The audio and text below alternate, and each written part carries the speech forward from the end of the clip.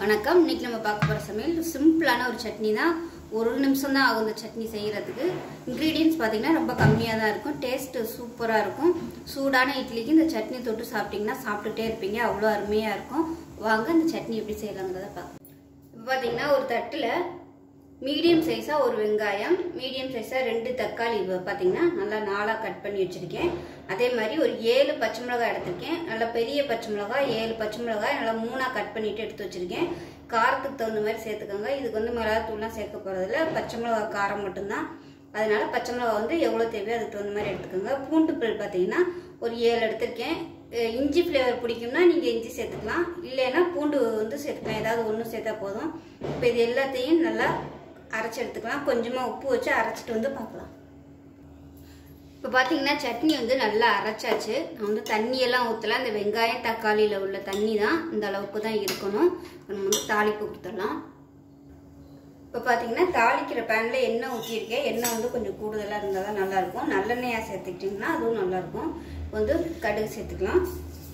1 teaspoon போல் கடுகு, 1 teaspoon உளுந்து சேர்த்துக்கலாம். கடுகு பொரியட்டும். கடுகு பொரிய ஆரம்பிக்குது. இப்போ கருவேப்பிலை சேர்த்துக்கலாம். கருவேப்பிலை போட்டு இந்த மாதிரி மூடி வச்சுட்டிங்கன்னா உங்களுக்கு தெரிக்காது. இப்போ பாருங்கள் ரெடி ஆகிடுச்சு. இதில் கொஞ்சமாக பெருங்காயம் சேர்த்துக்கலாம். அவ்வளோதான். இப்போ எல்லாமே நல்லா பொரிஞ்சிருச்சு. கேஸ் அமர்த்திடலாம். அமர்த்திட்டு நம்ம அரைச்சி வச்சிருக்க சட்னியில் வந்து அப்படியே கொட்டிடலாம்.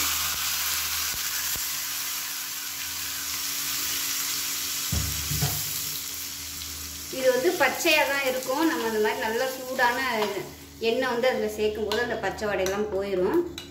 இந்த சட்னி வந்து நீங்கள் இப்படி பண்ணால் தான் நல்லாயிருக்கும். நல்லா காரசாரமாக இருக்கும். அவ்வளோதான். நல்லா மிக்ஸ் பண்ணி விட்டுட்டு இட்லி, தோசை, சப்பாத்தி எல்லாத்துக்குமே இது வந்து தொட்டு சாப்பிட்லாம். அருமையான சட்னி ரெடி ஆயிடுச்சு. இப்போ பாருங்கள் சுட சுட இட்லி ரெடி ஆயிடுச்சு. இப்போ பாருங்கள் ஆவி பறக்க இட்லிக்கும் இந்த சட்னிக்கும் செம காம்பினேஷனாக இருக்கும். ட்ரை பண்ணி பாருங்கள்.